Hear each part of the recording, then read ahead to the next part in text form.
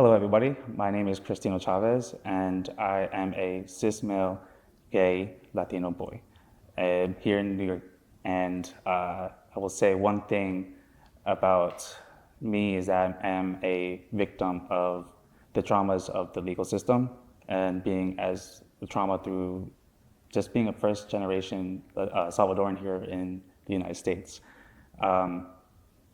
Growing up for me was challenging as a first generation Latino. Both my parents came from El Salvador during the Civil War, and a lot of the traumas that they experienced back home and having to come to the United States really hit me, I would say, hard in the sense of my identity and dealing with not only the sense of consequence that existed in my household and dealing with a lot of religious trauma, I'll say.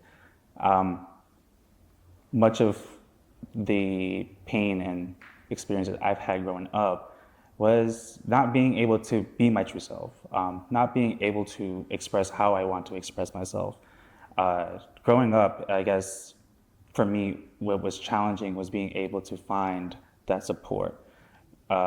Because I'm a man, te tiene que ser fuerte, you have to live with hiding your feelings. And that was something that I thought I was good at, but ultimately over the years, experiencing a lot of this mental health concerns and dealing with a lot of bullying in my school years, I've noticed that my mental health wasn't there. I will say years ago, I myself was very oblivious to how my mental health was affecting my behavior, and unfortunately, back 10 years ago, actually, I was arrested and had to go through the legal system. And I'm grateful for this day to say that everything, through the support of my family and support of colleagues of mine, I was able to fight and be here and be what I do today. But I will say,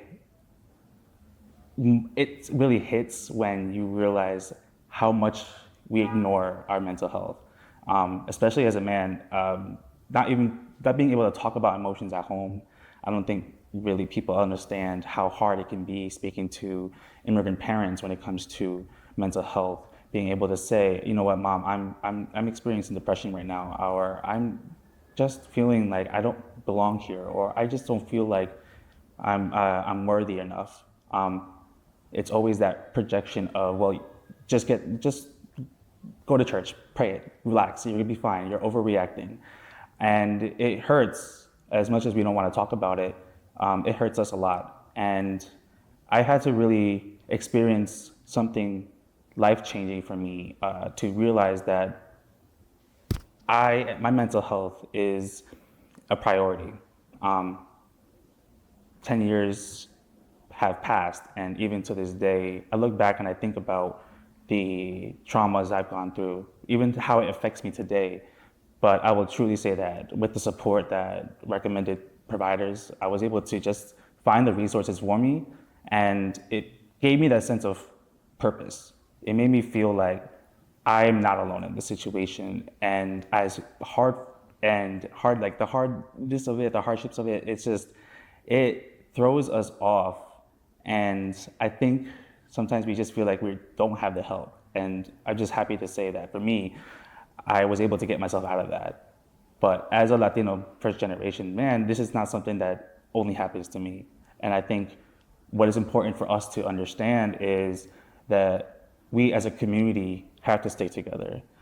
For centuries, especially for my parents in El Salvador, it's this idea of working and providing, and don't worry about the human inside. We're just doing what we have to do to survive. And that's kind of something that still exists today. I still see, and I feel it that way at times with families and colleagues and community members. And it always draws the questions of what is actually there to break that stigma, break that barrier, to break that sense of machismo. And I find that that's my purpose today. That is something that I find to be what makes me proud and passionate about mental health, about as a first generation Latino, Salvadorian American here in the United States, in New York. Growing up on Long Island, I would say truly that was something that was a whole experience, but coming to realize that I'm not stuck in the bubble. And that's why I do what I do and why I'm here today.